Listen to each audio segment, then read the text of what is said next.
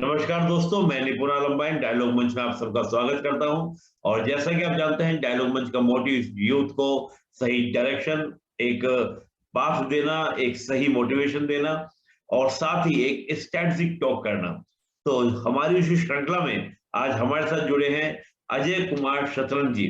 अजय कुमार शतरंज जी ने इस बार जो सीजीपीएससी 2020 का परिणाम आया है, उसमें डिप्टी कलेक्टर का पद, डीसी का पद अपने लिए सुनिश्चित किया है। तो अजय जी, सर्वप्रथम आपको इस चयन की बहुत सारी शुभकामनाएं। जी बहुत बहुत धन्यवाद सर। आपने मुझे प्लेटफॉर्म दिया सर। और डायलॉग मंच पर भी आपका स्वागत और आपका welcome. Thank you sir, thank you very much sir. Ajay ji, थोड़ा सा पहले आपकी बैकग्राउंड के बारे में जानना चाहेंगे। आपकी एजुकेशन बैकग्राउंड, आप कहाँ से हैं, वो बैकग्राउंड। हालांकि आपके बैकग्राउंड में एक बोर्ड आपने लगाया हुआ है, मैं उस पर भी चर्चा करूंगा, लेकिन वो बाद में चर्चा करूंगा। तो पहले आपकी बैकग्राउंड के बारे में अजय जी, और थोड़ा सा सिविल सेवा में आपका कौन सा अटेम्प्ट था, इससे पहले के क्या परिणाम क्या रहे, और सिविल सेवा करियर के रूप में क्यों चुना, वो बाद में। पहले थोड़ा सा बैकग्राउंड बताइएगा, फिर हम आगे चर्चा करेंगे। जी अजय जी। मेरा नाम अजय कुमार शतरंज है सर।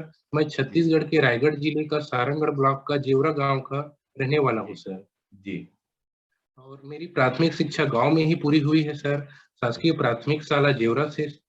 फिर उसके जी बाद मैंने अपने 6वीं से 8वीं तक की पढ़ाई है वह इंडियाना पब्लिक स्कूल चंद्रपुर से पूरा किया था सर। यही पास की ही गांव है सर। जी। और नौवीं नौवीं और 10वीं की पढ़ाई sir Shashibhushan higher secondary school Chandrapur से पूरा किया सर। बहुत बढ़िया। और 11वीं 12वीं की जो पढ़ाई है वह चंद्रपुर में ही Eklavya Gurukul higher secondary school Chandrapur से पूरा किया सर। जी फिर जी उसके बाद मैंने अपने आगे की पढ़ाई के लिए स्नातक बीएससी मैथ्स से किया है सर, यही जी सारंगढ़ में शासकीय डिग्री कॉलेज पंडित लोचन प्रसाद पांडेय महाविद्यालय से सर। जी जी। बहुत और बढ़िया। उसके बाद मैंने एमए हिस्ट्री भी किया है सर। जी जी जी। तो बीएससी के बाद आपने किया एमए हिस्ट्री। तो ये स्विच कैसे किया आपने, मतलब साइंस बैकग्राउंड से या फिर आर्ट्स बैकग्राउंड में आए? कुछ खास योजना थी या बस कर लिया कि चलो ठीक है एमए करना है? क्या कुछ बात थी उस समय मन में? एक्चुअल में सर मैं ग्रेजुएशन के दौरान जब फाइनल ईयर में था तो मेरा क्लर्क के रूप में जॉब लग गया था सर। ओके। जी। तो क्लर्क के रूप में जॉब लग गया था सर, तो उसके बाद मैंने सोचा कि सिविल सर्विस में ही जाना है। तो हाँ इसके लिए हाँ। मैंने आगे एमएससी वगैरह नहीं किया सर। और जो सिविल सेवा में काम आए, जैसे कि एमए हिस्ट्री सुटेबल लगा सर, तो उसके लिए एमए हिस्ट्री कर लिया सर। Okay okay okay. यानी कि क्लर्क की जब आपके जॉब लग गई तो आपको सिविल सेवा में जाना है, तो उसके अकॉर्डिंग जो बेटर होगा उसको आपने फिर चूज किया कि मुझे हिस्ट्री रख लेता हूँ, मेरी जीएस में भी हेल्प करेगा। और बाकी साइंस मेरा तैयार हो चुका है बीएससी से। तो बड़ा अच्छा आपने स्ट्रेटजी को अपने अपनाया। जी। सिविल सेवा की बात करें, सिविल सेवा में आपका कौन सा अटेम्प्ट था? इससे पहले आपका क्या एक्सपीरियंस रहा, थोड़ा सा उस बारे में बताइएगा। अटेम्प्ट के रूप में देखा जाए सर तो 2020 मेरा 5वां अटेम्प्ट था सर। ओके। इससे पहले मैंने 2016 से चालू किया था सर। लेकिन हाँ। उस समय जॉब साथ साथ करते करते रहा। बाकी जी 2016 और 17 में उतना तैयारी नहीं हुआ था सर। और सीरियस कहा जाए सर तो 2018 में थोड़ा तैयारी करके दिलाया था सर। जी। बाकी उसमें सफलता नहीं मिली सर। और ओके। 2019 में मैं अकाउंट ऑफिसर बना था सर, और 2020 में डिप्टी कलेक्टर में सिलेक्शन हुआ सर। बहुत बढ़िया। तो देखा जाए तो ये आपका तीसरा अटेम्प्ट है। पहले दो अटेम्प्ट तो ऐसे ही रहे, लेकिन तीसरे जी सर। तीसरे अटेम्प्ट में आपने अच्छे से काम किया। और तीसरे अटेम्प्ट में नहीं हुआ, उसका आपको अफसोस भी हुआ कि भाई जी होना चाहिए, तो मेहनत करी थी। लेकिन फिर चौथे में आपका अकाउंट ऑफिसर मिल गया और फिर आपका डिप्टी कलेक्टर आपका हो गया। जब आप क्लर्क बने और क्लर्क बनने के बाद में फिर आपने सीजीपीएससी की तैयारी के बारे में सोचा, जी सर। तो उस समय क्या मन में था कि सीजीपीएससी करना है, डिप्टी कलेक्टर ही बनना है? क्योंकि आमतौर से कम देखा जाता है कि भाई तो वहां से यहाँ पर पहुंचना, क्योंकि ये बढ़िया एक अचीवमेंट है। तो उस समय कलर की जॉब करते हुए जब छोड़ी भी होगी जॉब, तब भी परिवार में हुआ होगा भाई जॉब की, या जॉब करते करते आपने पढ़ाई की? अभी भी कर ही रहा हूँ सर, अभी भी क्लर्क में ही हूँ सर। अच्छा अच्छा, अभी वहां पर हैं। तो जी। जब आपने पिताजी को परिवार में बताया होगा कि मेरा सिलेक्शन हो गया, डिप्टी कलेक्टर बन गया, तो परिवार की क्या प्रतिक्रिया थी? समाज में, दोस्तों में, परिवार में क्या था आपको? जी, बहुत खुशी का माहौल रहा सर। सभी खुश हैं सर, डिप्टी कलेक्टर बनने से। अकाउंट ऑफिसर बनने पर भी बहुत खुश रहे सर। गाँव वाले भी, परिवार वाले भी, मेरे जितने भी पहचान वाले थे, सभी खुश हैं। बहुत बढ़िया। क्योंकि क्या ना, बड़ा कम देखा जाता है कि कलर से उठ के वहां पे आ जाना। तो बड़ा संघर्ष रहा होगा आपका जय जी, एकदम बहुत स्ट्रगल आपने करा होगा, और खास तौर से जॉब को करते करते। तो थोड़ा सा उस जी सर। स्ट्रगल के बारे में बताइए, कुछ खास बात जो आपको याद हो अपने स्ट्रगल के बारे में। हालांकि मैं देख रहा हूँ कि आपके बोर्ड पीछे लगा हुआ है, ये आपके बहुत सारे स्ट्रगल की बातों को ऑलरेडी बता रहा है कि आपने कितना प्रैक्टिस किया होगा बोर्ड पर अपने याद करने के लिए, करने के लिए। थोड़ा सा बताइए अपने स्ट्रगल के बारे में। तो मैं अपने क्लर्क के रूप में जॉब लगने से लेकर अब तक का बता रहा हूँ सर। जी जी। तो मेरा 2014 में सर फाइनल ईयर में था सर। उस जी। समय मैं क्लर्क के रूप में जॉब किया सर। बालोद में 3 साल जॉब किया सर। एक ओके। जिला है छत्तीसगढ़ का ही। जी। तो बालोद जिले के गुरूर ब्लॉक के शासकीय उच्चतर माध्यमिक विद्यालय बासी में मैंने 3 साल जॉब किया सर। ओके।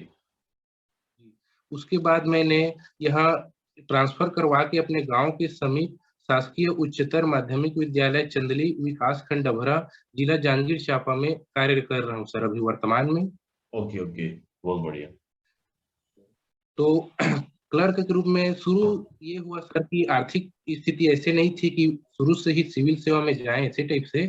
तो शुरू एक आर्थिक स्थिति को एक बैकअप देने के लिए कुछ जॉब कर लिए जाए, तो इसके लिए मैंने क्लर्क का जॉब किया सर। जी जी। तो उसके बाद जैसे कि क्लर्क के जॉब किया सर, तो 1-2 साल तो समझने में ही लग गया सर, जॉब करते करते तैयारी कैसे करना है ना जी। सर। तो जी। 2-3 साल ऐसे ही चला गया सर। फिर उसके जी। बाद 2-3 साल के बाद मैंने अपना सिविल सेवा में जाना है ये मन में ठाना सर। जी।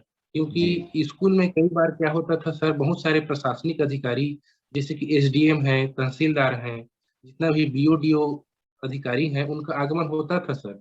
तो मुझे बिल्कुल। कहीं कहीं लगा सर कि मैं भी क्यों ना प्रशासन में जा पाऊँ।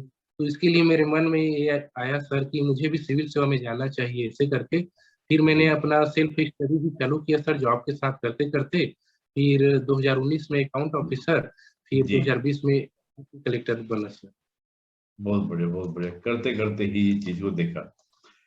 जब आप जॉब कर रहे थे, कलर की जॉब कर रहे थे, तो जो आपके सीनियर अधिकारी होंगे, आपके साथ जो काम करने वाले होंगे, उनको जब पता चला होगा कि आप अकाउंट ऑफिसर बने हैं, पीएससी में आपका हो गया और डिप्टी का पता चल रहा होगा, उनकी क्या प्रतिक्रिया थी आपको लेकर?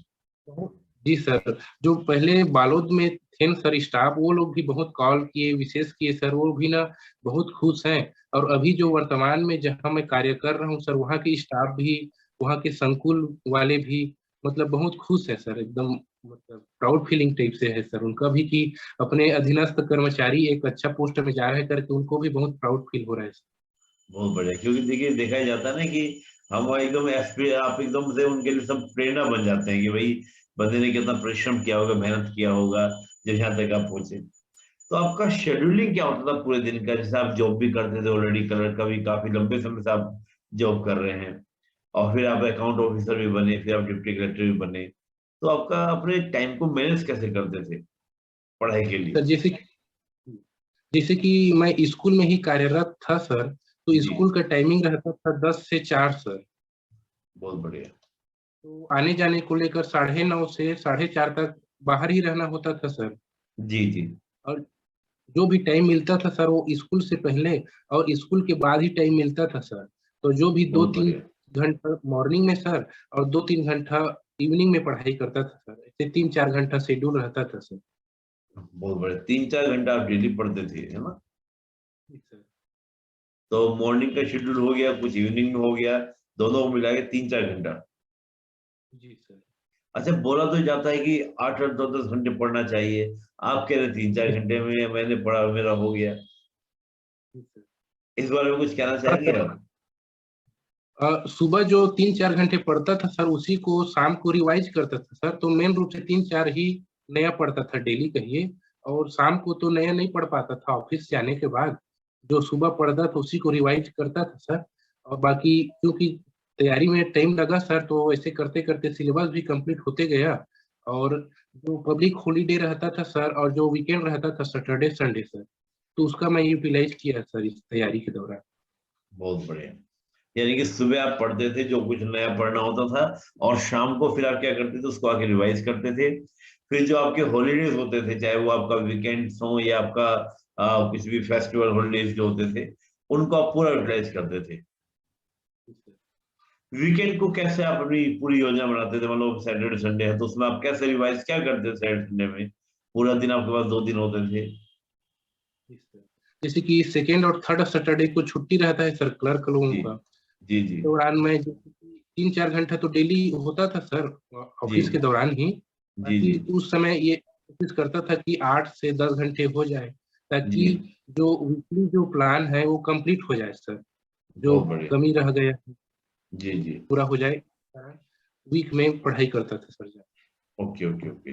यानी कि पूरा उसको आप वीकेंड का पहले से आप कर लेते थे। तो हॉलीडेज जैसे होते थे, दिवाली होली है, उनमें आपका कैसे योजना रहती थी? उनका पहले से प्लान करते थे भाई ये टॉपिक खत्म कर देना है, या मुझे इसमें रिवाइज करना है, या मुझे प्रीवियस पेपर लगाने हैं, उसका आप क्या करते थे, कैसे करते थे तैयारी को? एक्चुअल में सर जो एग्जाम का नजदीक आता था सर, उस समय ज्यादा मतलब ना फोकस होता था। बाकी रूटीन ऐसे ही चलता रहता था सर, चाहे दीपावली आए चाहे होली आए सर, तैयारी ऐसे ही चलता रहता था। बहुत बढ़िया बहुत बढ़िया, तैयारी से चलते रहती थी। अच्छा, दूसरा हम बात करें कि जैसे आप तो डेली पढ़ने का आपका रहता था, एग्जाम के समय में आता था, तो क्लर्क जैसे जॉब आप ऑलरेडी कर रहे थे, जॉब कर रहे थे, तो एग्जाम के समय छुट्टी लेके करते थे, या जॉब भी चलता रहता था, बस जो खास 4-5 दिन होते थे पेपर के तभी छुट्टी लेते थे? जी सर, प्री के लिए तो एक बार भी छुट्टी नहीं लिया सर, क्योंकि प्री जॉब करते करते ही किया हूँ सर।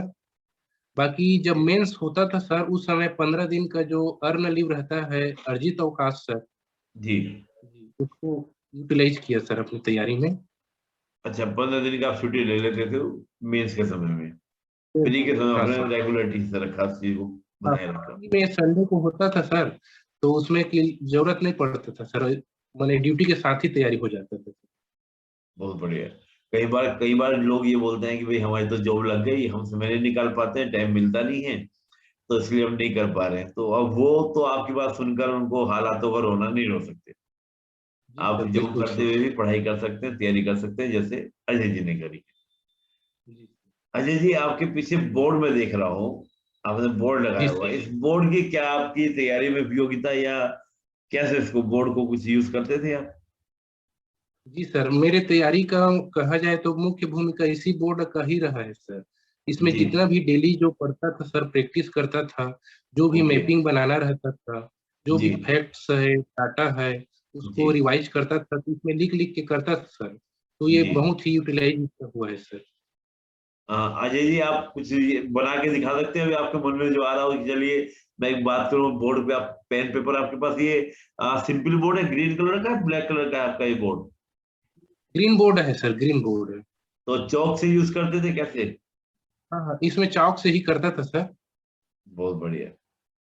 कोई याद आ रहा है? कुछ लिख के दिखाएंगे एक बार इस पे ऊपर, कुछ दिखाएंगे, कुछ मैप मैप बनाकर, कोई मैप हल्का सा ड्रॉ करके, छत्तीसगढ़ का मैप? जैसे कि छत्तीसगढ़ का मैप बना सकता हूँ सर। जी भाई, वो बना के दिखाइएगा ना। चौक से आप कैसे बनाते हैं? चौक तो बहुत पहले यूज करते थे लोग। जी सर।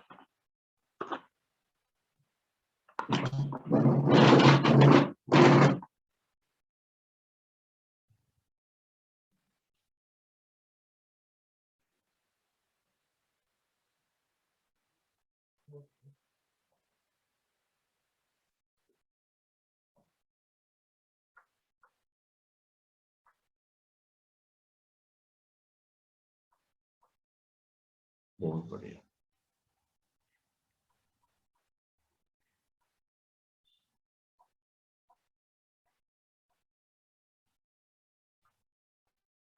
जी सर। तो इस दौरान ये छत्तीसगढ़ का पूरा जितना भी जिला है सर, वो यूज हो जाता है सर इस दौरान। तो आपको तो एकदम से याद हो रखा है पूरा। आपने तो एकदम से सारे पूरे जितने डिस्ट्रिक्ट वाइज बना दिया आपने ये पूरा। हाँ जी सर, इस मैप में पूरा डिस्ट्रिक्ट है सर, पूरा जितना भी अभी 28 जिला है, और अभी जी 4 जिला और नया बनने वाला है सर। तो जी। प्रैक्टिस इस दौरान अच्छा रहा सर। बहुत बढ़िया, आपको तो समय भी नहीं लगा बनाने में, तेजी से आपने बनाया और 1 मिनट के अंदर आपने बना दिया। इससे हाँ, पता एक चलता है कि तरफ आपने बहुत अभ्यास किया होगा, बहुत प्रैक्टिस की हाँ, होगी। बहुत अभ्यास हो गया है सर जी। जी। तो आप इसमें फिर बोर्ड पर वो लिख भी लेते थे कि भाई ये डिस्ट्रिक्ट है, इस डिस्ट्रिक्ट की बातें ये है, ऐसे ही लिखते थे, कैसे करते थे फिर इसके अंदर आप बोर्ड को? जैसे कि भूगोल है सर, भूगोल में क्या है, लोकेशन ट्रैक करना बहुत जरूरी रहता है सर। जी। जितना भी खनिज है, कहाँ मिट्टी है, कहाँ अनाज है, कहाँ वन्य जीव है, कहाँ नेशनल पार्क्स हैं, कहाँ अभयारण्य है, ये सब इससे पूरा ट्रैक हो जाता था सर। बहुत बढ़िया, बहुत बढ़िया, बहुत ही अच्छा तरीका। और चौक तो मतलब मुझे याद नहीं, चौक कभी हमने देखी होगी, बचपन की बातें याद आ गई, देखिए चौक को ग्रीन बोर्ड देखकर भी। तो पूरा एकदम आपने अच्छे से उसको क्या क्या यूज किया, बहुत बढ़िया। मेरा तो मन कर रहा है मैं आपको थोड़ा जानकारी और दे दूं अजय जी। हम लोग एक डायलॉग मंच एजुकेशन प्रोग्राम भी चलाते हैं, जिसमें हम जी कोई सर। खास टॉपिक पे चाहते हैं कि जो कैंडिडेट का सिलेक्शन हुआ है वो उस खास टॉपिक पे चर्चा करें एस्पिरेंट्स के साथ एज ए एजुकेटर, ताकि बच्चों को ये मिल सके कि भाई जैसे आपने भी ये बनाया बड़ा इंटरेस्टिंग और कितनी जल्दी से आपने बना दिया। और इसी को अगर आप थोड़ा सा डिस्ट्रिक्ट वाइज बता देते कि इस डिस्ट्रिक्ट में ये डिस्ट्रिक्ट का नाम ये है, इसमें ये खास बात है, जी इसमें ये खास बात है, तो एस्पिरेंट्स को पढ़ने का, क्योंकि मैं इस बात को देख पा रहा हूँ, अभी जो भी वीडियो आपके देख रहे होंगे, जो आपके ये इंटरव्यू देख रहे होंगे, उनको ये बात समझ में आ गई होगी कि विद इन द मिनट आपने क्या किया, मैप बनाया, मैप के अंदर डिस्ट्रिक्ट दिखाए।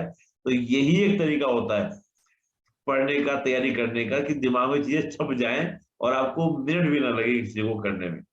तो यही पढ़ने की अप्रोच। तो मैं एक तो उसमें आपकी सहमति चाहूंगा कि आप उसके लिए भी हमें एक अलग से समय देंगे, ताकि हम वो आपका एजुकेशन सेशन हम आपके साथ कर पाए, ताकि जो हजारों बच्चे आपको देख रहे हैं उनके भी जीवन में कुछ परिवर्तन आ सके आपकी छोटी छोटी टेक्निक्स के द्वारा। तो जी अजय बिल्कुल जी सर, हम नोट्स, जी सहमति दे रहे हैं आप? जी जी बिल्कुल सर, बिल्कुल सहमति है सर। तो दोस्तों जल्दी आप अजय जी से एजुकेशन सेशन में मिलेंगे, और अजय जी के साथ हम बोर्ड पर ही चर्चा करेंगे बड़ा शानदार जी तरीके सर। से। मैं कह रहा हूँ मैं प्रभावित हुआ हूँ आपका मिनट के अंदर ही मैप बनाने से, और डिस्ट्रिक्ट को जो आपने एकदम लाइन खींच खींच के आपने दिखा दिया। तो दैट इज अ वेरी, मतलब मुझे लग रहा है कि बहुत कम से कम 50-60 बार मैप बनाया हुआ कम से कम। जी बिल्कुल सर, जितना भी चाहे कुछ भी टॉपिक पढ़ा जाए सर, उसमें ये पूरा मैपिंग काम आता है सर। बहुत बढ़िया। तो इसको अजय जी हम थोड़ा चर्चा करना चाहेंगे आपसे पूरा छत्तीसगढ़ के मैप के ऊपर, छत्तीसगढ़ के डिस्ट्रिक्ट के ऊपर। तो इसको थोड़ा बताइएगा एजुकेशन सेक्शन में, अभी नहीं, एजुकेशन सेक्शन में इसको हम लोग रखेंगे। जी सर, बिल्कुल सर जी। अजय जी आपने नोट्स भी तैयार किए थे या केवल बोर्ड के इस्तेमाल से ही आपने पूरा तैयारी की?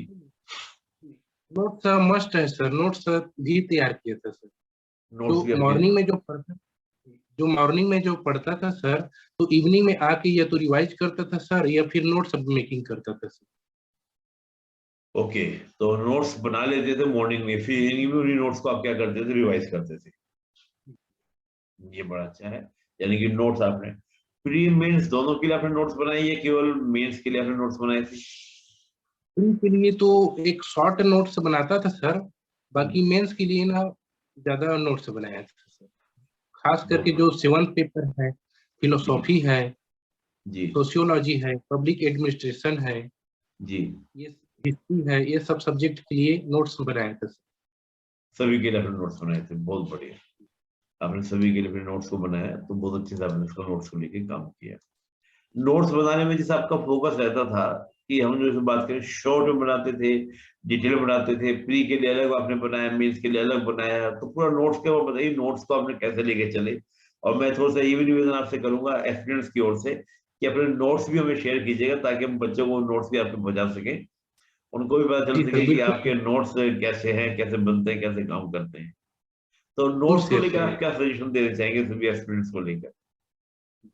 सर नोट मेकिंग ऐसा होना चाहिए सर, जैसे कि जितना भी जो योजक शब्द होते हैं, तथा, यदि और जितना भी योजक शब्द है, उसको स्किप करके जो मेन मेन कोर पॉइंट है, जो फैक्ट जी। है, उसी को अपने नोट्स में इंक्लूड करना चाहिए सर। ओके, फैक्ट्स के साथ आप अपने नोट्स को बनाएं, जो मेन मेन पॉइंट्स जी हैं सर, उनको आप साथ में लेके चलें। बहुत बढ़िया। सिलेबस वाइज ही बनाना चाहिए सर। जी बहुत बढ़िया, बहुत बढ़िया।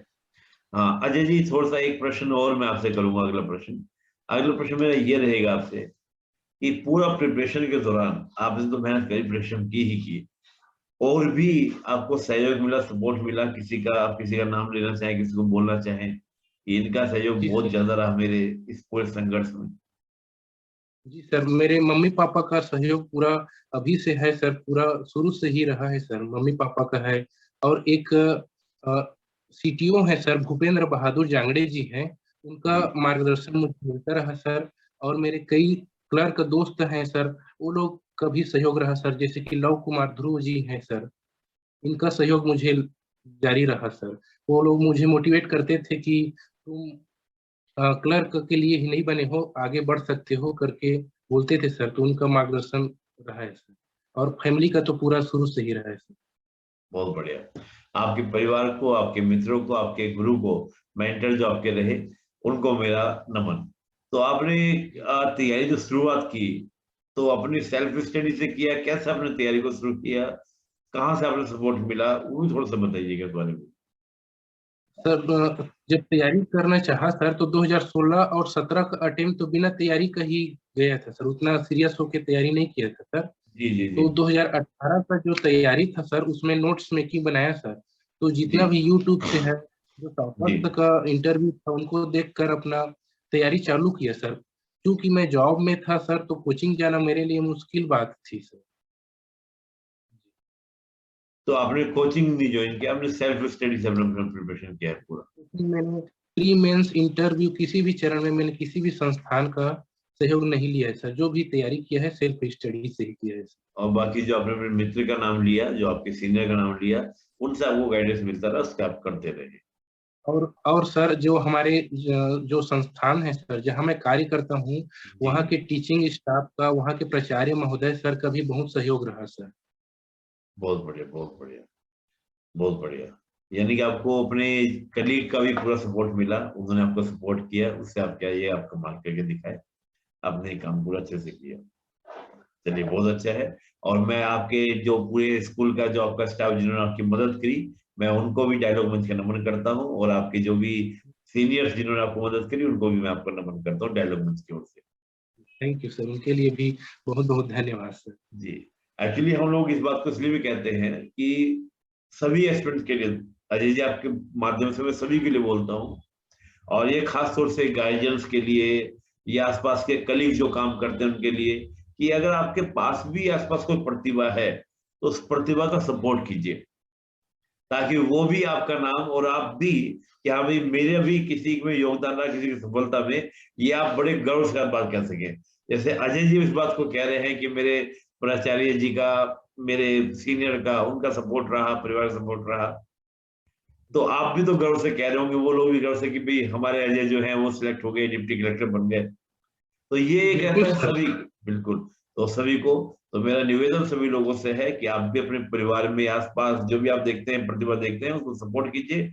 इससे उनका ही नहीं, आपका भी नाम रोशन होता है कि हाँ भाई हमारा फलाना व्यक्ति निकल गया। तो मैं ये निवेदन बिल्कुल सभी से सर। करता हूँ। जी। अजय जी, आपके लिए सबसे बड़ा हेडल क्या रहा इस पूरी चुनौती के दौरान? क्योंकि बोला जाता है कि बहुत ही मुश्किलों वाला एग्जाम है, तो आपके लिए ये पूरा एग्जाम कैसा रहा? पूरा एग्जाम तो कुछ कुछ जैसे कि 2016-17 तो और 18 में फेलियर ही मिला सर। तो जी निराशा होती थी सर कि 2-3 अटेम्प्ट हो गए हैं, फिर भी नहीं लग रहा है और इसी पोस्ट में अभी तक हूँ। तो ये जी। थोड़ा सा हर्डल लगता था सर, लेकिन तैयारी चलता रहा सर, और 2019-20 में अच्छा परिणाम भी आया सर। ओके। तो अगर हम स्टेज की बात करें, प्री मेंस इंटरव्यू, आपको सबसे मुश्किल वाला कौन सा लगा? प्री मेंस इंटरव्यू क्या लगा आपको? सबसे मुश्किल तो मुझे प्री ही लगता है सर, क्योंकि अगर प्री ही अगर क्लियर नहीं होता है, तो बाकी का मेंस और इंटरव्यू के बारे में सोच ही नहीं सकते सर। तो प्री बहुत बढ़िया। थोड़ा सा टफ। चलिए, बड़ा अच्छा है। प्री प्री के बारे में हम लोग बात करें।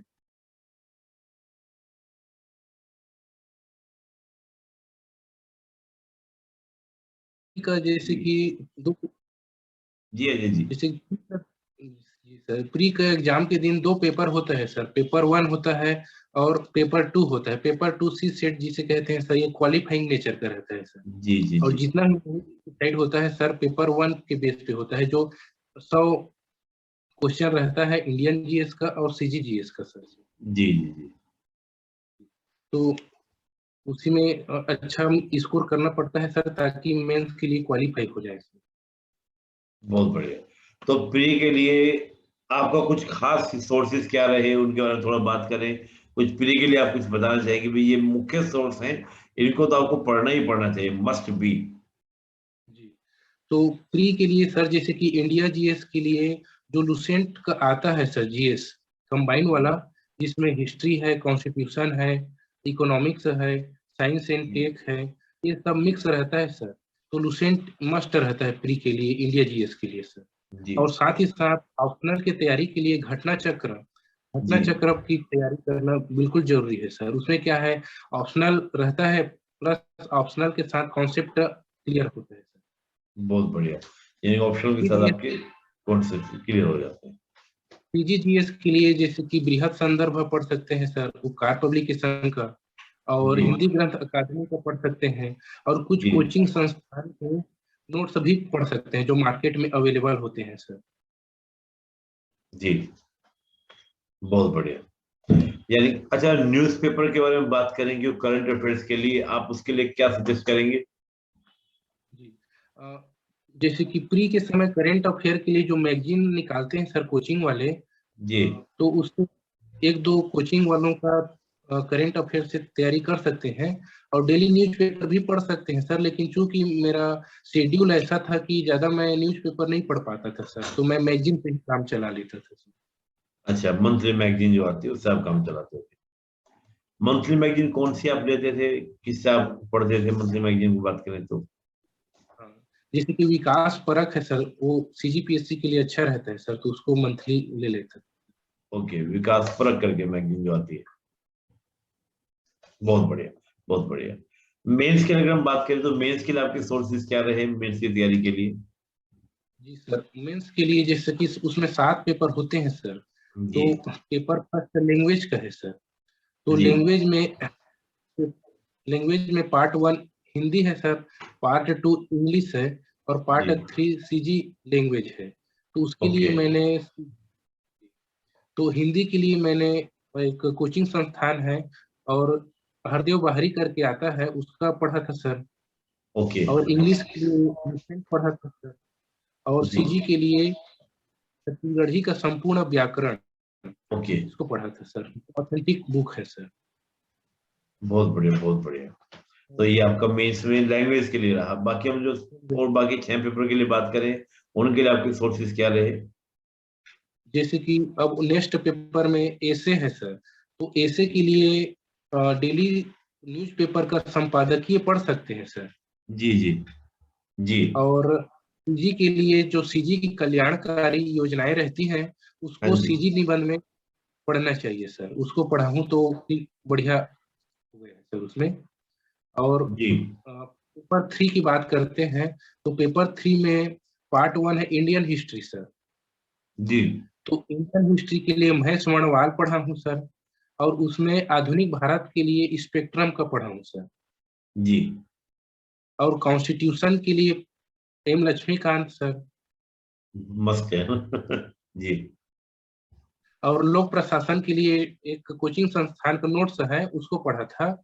और सीजी हिस्ट्री के लिए बृहद संदर्भ और हिंदी ग्रंथ अकादमी पढ़ा था सर। जी जी जी पेपर 3 इसमें हो जाता है सर। और जी पेपर 4 साइंस एंड टेक है सर। तो जी इसमें जो 10th सीजीबीएसई का है सर, जी साइंस के लिए 10th सीजीबीएसई का बुक मस्ट है सर। और जी। उसके बाद कुछ टॉपिक्स के लिए लुसेंट पढ़ सकते हैं। बहुत और बढ़िया, बहुत बढ़िया। मैथ्स के लिए भी 10th सीजीबीएसई का पढ़ सकते हैं। और जो व्यवहारिक गणित है, उसके जी लिए एस डी यादव का पढ़ सकते हैं। जी जी और पर्यावरण के लिए जो ग्रेजुएशन का रहता है, पर्यावरण का एक बुक आता है, जी उसको पढ़ा सकते हैं। जी और टेक्नोलॉजी के लिए कुछ भी कोचिंग वाले निकालते हैं, उसको पढ़ सकते हैं सर। वो वाइड रहता है थोड़ा सा। जी और पेपर 5 के लिए इंडियन इकोनॉमिक्स है और सीजी इकोनॉमिक्स है सर। तो उसके जी लिए जो बेसिक फंडा है सर, जैसे कि जीडीपी है, जी जीएनपी है, जी रेपो रेट है, रिवर्स रेपो रेट है, जी, राजकोषीय घाटा है, ये सब बेसिक क्लियर होना चाहिए सर। नोट्स बनाकर उसको पढ़ा था सर। बहुत बढ़िया। और उसके लिए साथ साथ सीजी का इकोनॉमिक सर्वे और सीजी का बजट सर और सीजी का जो योजना है उसको भी साथ में इंक्लूड किया था सर। Okay, okay. और इंडियन जियोग्राफी के लिए महेश वर्णवाल का पढ़ा था सर। जी, जी, जी, और सीजी जियोग्राफी के लिए हिंदी जी। ग्रंथ अकादमी का छत्तीसगढ़ का भूगोल पढ़ा था सर। तो इसमें पेपर 5 कंप्लीट हो गया था सर। Okay, okay. और पेपर 6 में 6। पार्ट 1, हाँ, पेपर 6 में पार्ट 1 है फिलोसॉफी का सर। तो जी, इसके लिए कोचिंग संस्थान का एक नोट सर लिया था सर, उसको पढ़ा था सर। ओके। और सोशियोलॉजी के लिए भी वही नोट सर बना के पढ़ा था सर, सिलेबस के अकॉर्डिंग। जी। और सीजी छत्तीसगढ़ का सामाजिक परिदृश्य है, तो उसके हुँ, लिए बृहद संदर्भ से मैंने पढ़ा था सर। तो पेपर बहुत 6 सर इसमें भी कंप्लीट हो गया था सर। ओके। और लास्ट का पेपर 7 सर। तो पेपर 7 में पार्ट 1 एक्ट और योजना का रहता है सर। और पार्ट 2 ऑर्गेनाइजेशंस का रहता है। और पार्ट 3 रहता है एजुकेशन इंस्टीट्यूशंस का सर। तो बहुत पार्ट 1 के लिए मैंने एक्ट के लिए जितना भी सिलेबस में एक्ट है उसको गूगल से सर्च करके पीडीएफ डाउनलोड करके अपने नोट्स बनाया था सर, जितना भी ओके, सेक्शंस रहता है। ओके। जी सर।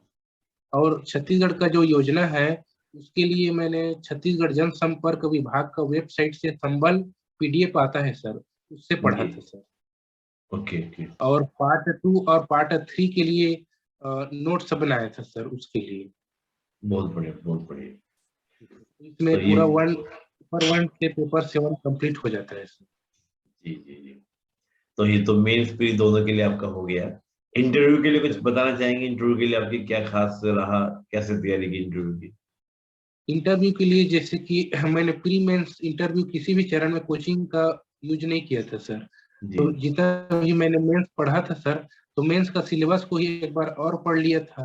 और जी, अपने हॉबी के बारे में और जितना भी फॉर्म भरते हैं सर, अपना जी, व्यक्तिगत जानकारी उसमें जहाँ जी, से पढ़े हैं, हॉबी क्या है, जी, क्या काम करते हैं और जी, अपने गृह जिला क्या है, जी, तो उसके बारे में बेसिक जानकारी और जो करेंट अफेयर रहता है, जी। छत्तीसगढ़ की योजनाएं हैं, उसके बारे में पढ़ना चाहिए सर इंटरव्यू के लिए। बहुत बढ़िया, बहुत बढ़िया। चलिए, तो बड़े अच्छे से आपने प्री मेंस इंटरव्यू तीनों के बारे में आपने अच्छे से बताया। अब मैं थोड़ा सा आगे बढ़ता हूँ। मैं ये पूछूंगा आपसे अजय जी कि सभी एस्पिरेंट्स के लिए आपका अपना सजेशन क्या रहेगा? और दोनों के लिए बोलिएगा, फ्रेशर के लिए कि भाई आप पहले अटेम्प्ट में कैसे बन सकते हैं, आपको क्या ध्यान रखना है, और उनके लिए बताइएगा जो 2-4 बार से पास फेल हो रहे हैं, सिलेक्शन नहीं हो पा रहा है, क्योंकि आपका भी 5वां अटेम्प्ट था, तो अपने मोटिवेशन को, अपने आत्मबल को कैसे बनाए रखें, थोड़ा सा ये बताइएगा। सर इसके बारे में मैं कहना चाहूंगा सर, जो सुपर 30 के संस्थापक हैं आनंद कुमार सर जी, जी, तो उनका कहा हुआ 4 बातें मुझे बहुत याद आती हैं सर, उसी का मैंने फॉलो किया सर। तो जी। उनका कहना है कि सफल होने के लिए सबसे पहले प्रबल प्रयास होना चाहिए सर। बहुत बढ़िया। फिर दूसरा अथक प्रयास करना चाहिए सर। फिर तीसरा सकारात्मक सोच होना चाहिए सर। फिर चौथा अपार धैर्य। तो इन चारों बातों को अपने तैयारी के दौरान पालन करने से बिल्कुल सफलता मिलेगी सर। बहुत बढ़िया। तो एक बार दोबारा दोहराइएगा इनको, चार जो आपने चार बातें बोली हैं, एक बार दोबारा जो दोहराइएगा। जो सुपर 30 के संस्थापक है आनंद कुमार सर का, जी, ये 4 बातें मुझे बहुत ही प्रेरणादायक लगती हैं सर, उन्हीं को मैंने फॉलो किया है सर। जैसे जी। कि पहला है जी, प्रबल प्यास होना चाहिए सर, किसी भी लक्ष्य को पाने के लिए प्रबल प्यास। बहुत बढ़िया। और दूसरा है अथक प्रयास करना चाहिए सर, भले फेल होते रहें फिर भी जी, हमें कोशिश जारी करते रहना चाहिए सर। बहुत बढ़िया। और तीसरा है सकारात्मक सोच होना चाहिए सर, बहुत पॉजिटिव ही बढ़िया। होना चाहिए सर, कि इस एग्जाम को क्लियर कर ही लूंगा एक न एक दिन ऐसे ठीक से। बहुत बढ़िया। और जी, और अपार धैर्य माने पेशेंस रखना चाहिए सर, चाहे कितना भी बिल्कुल। अटेम्प्ट लगे क्लियर करना है करके। हाँ, जो है ना, वो मैं जब तक तोड़ूंगा नहीं तब तक छोड़ूंगा नहीं, है ना? तो वो आपका जी पेशेंस सर। रहना चाहिए, पूरा जबरदस्त पेशेंस। जी। तो ये सभी अभ्यर्थियों को ये अपने मन में रखना चाहिए। आप ये सजेशन दे रहे हैं, चाहे वो फ्रेशर हो, चाहे वो पास फेल मुलझे हुए हो, सबके लिए ये बात है। कुछ और आप शेयर करना चाहें डायलॉग मंच पर? जी सर, जैसे कि स्ट्रेटजी के लिए एक मैंने यूट्यूब से देखा था सर, उसके जी लिए एक वर्ड है, उसको मैंने फॉलो किया था सर। जी जैसे कि इस पीएससी की तैयारी के लिए जी वो 5 पॉइंट बताए थे सर, जी जैसे कि ABBNR, जी जैसे कि सिलेबस आपका कंप्लीट होना चाहिए, जी बिग और बेग पेपर्स, जो पूर्व के पेपर्स हैं वो कंप्लीट सॉल्व होना चाहिए सर, और बुक्स स्टैंडर्ड बुक्स फॉलो करना चाहिए सर, और N for notes note making करना चाहिए सर, और R जी फॉर रिवीजन, रिवीजन मस्ट है सर। तो इस तरीके से सिलेबस हो गया, बुक्स हो गया, बैक ईयर पेपर्स हो गया, नोट्स हो गया और रिवीजन हो गया सर। तो इन जी। पांचों चीजों को फॉलो करने से बिल्कुल सफलता मिलेगी सर। हाँ अजय जी, आपने जो पांचों बातें बोली आप बोर्ड पे लिख के लिख देंगे एक बार, जिससे बच्चों को हाँ एकदम जी से याद रहे हो हमेशा। पांच बातें बड़ी सर, अच्छी बोली आपने। जी सर, बिल्कुल सर। जी जी जी।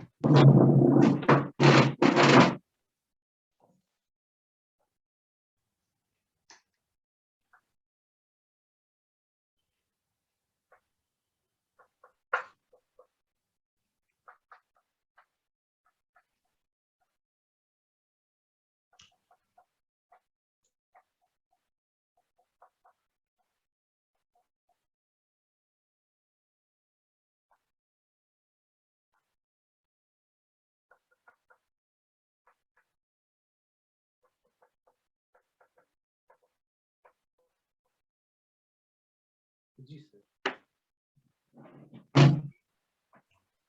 बहुत बढ़िया अजय जी। जी तो इसमें पूरा SBBNR ये जो फार्मूला है सर, इसमें जी पूरा आपका तैयारी हो जाता है सर। हाँ, एक बार जी थोड़ा सा अपना सिर एक हल्का साइड करेंगे, वो दिख नहीं रहा है। जी। आपने ऊपर लिखा सिलेबस हो गया, फिर आपका बुक्स हो गया, फिर आपका प्रीवियस ईयर के पेपर हो गए, फिर आपका नोट्स हो गया, फिर आपका रिवीजन। यानी कि इस पर आप काम करेंगे तो कोई भी सफल हो सकता है, इसको आपको ध्यान रखना है। बहुत बढ़िया। आपका मीडियम इंग्लिश रहा अजय जी, या हिंदी मीडियम रहा नहीं, आपका? हिंदी मीडियम ही रहा है सर, पूरा हिंदी मीडियम ही रहा है। अच्छा अच्छा, बहुत बढ़िया बहुत बढ़िया। कुछ और बात अगर रखना चाहें तो आप रख सकते हैं, किसी के बारे में कुछ भी आपको बोलना हो, क्योंकि मैं तो इंटरव्यू को और करूंगा। एक जो आपका एजुकेशन सेशन होगा तो हम एक अलग से चर्चा करेंगे। जी जी। सर इसमें ये कहना चाहूंगा सर कि सिविल सर्विस की तैयारी बहुत पेशेंस की तैयारी है सर, और इसमें एक बार आ जाने से इसमें पीछे नहीं मुड़ना है सर।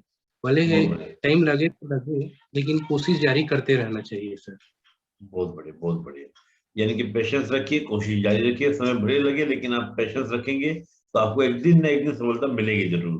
तो ऐसा कहना और है ये अजय जी बोलना का। चाहूँ जी और एक और चीज बोलना चाहूंगा सर। कई लोग जी स्टूडेंट्स बोलते हैं कि जॉब करने के साथ नहीं होता है, कोचिंग किए बिना भी नहीं होता है सर। तो उनके लिए ये बोलना चाहूंगा सर कि आप जॉब करते हुए भी कर सकते हैं और बिना कोचिंग का भी कर सकते हैं सर, जैसे कि मैंने किया है सर। बिल्कुल, दोनों आप तो उदाहरण सेट किए कि सेल्फ स्टडी से भी हो सकता है और साथ में जॉब के साथ भी हो सकता है। तो आप दोनों ही मानकों पे आप खड़े उतरते हैं।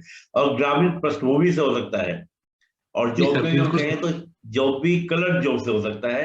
मतलब कोई चीज आपने सारी जो बाउंड्रीज थी सबको आपने क्या किया, पार किया है। आपने सारी बॉल बाउंड्री से बाहर डाली है ना, कहते हैं कि वो छक्का हमारा बाउंड्री क्रॉस कर दिया आपने। बहुत अच्छा अजय जी।